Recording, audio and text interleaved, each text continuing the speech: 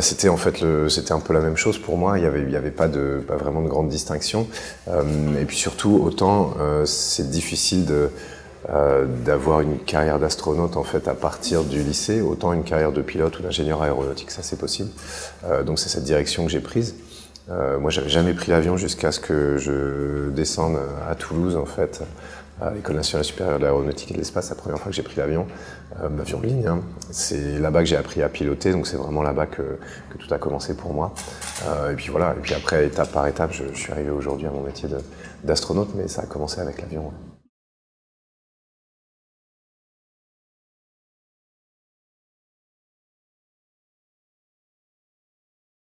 Ouais, aujourd'hui on convoie un avion tout neuf. Alors, Aviation Sans Frontières a une flotte de 2 avions qui sont basés en République centrafricaine et en République démocratique du Congo, qui commencent ils sont pas vieux, mais on pense à les renouveler. Là, un avion tout neuf vient d'arriver, à terme un deuxième.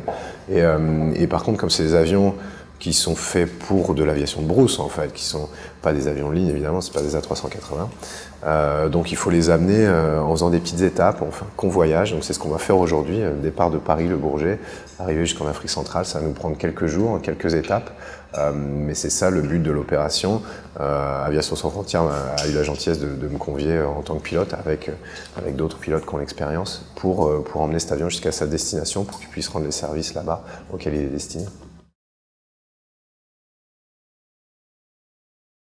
Ensuite, les projets futurs, ce qui m'occupe beaucoup en ce moment, c'est la sélection d'une nouvelle promotion d'astronautes qui va commencer l'année prochaine, en 2023. On avait 22 000 candidats et candidates, et aujourd'hui on est à peu près à 400, un peu plus de 400. Et là, je m'occupe beaucoup de la phase avec mes collègues, hein, de ma promotion à moi, de la phase de sélection psychologique. La prochaine, ce sera la sélection médicale, ensuite il y en a d'autres. Mais on va arriver tout doucement à la fin de l'année à peut-être 4 ou 5 candidats.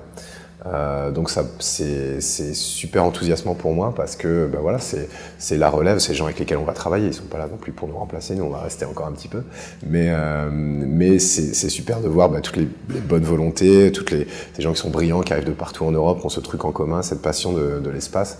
Moi ça me donne un peu des confiance pour l'avenir du moins dans l'exploration spatiale européenne.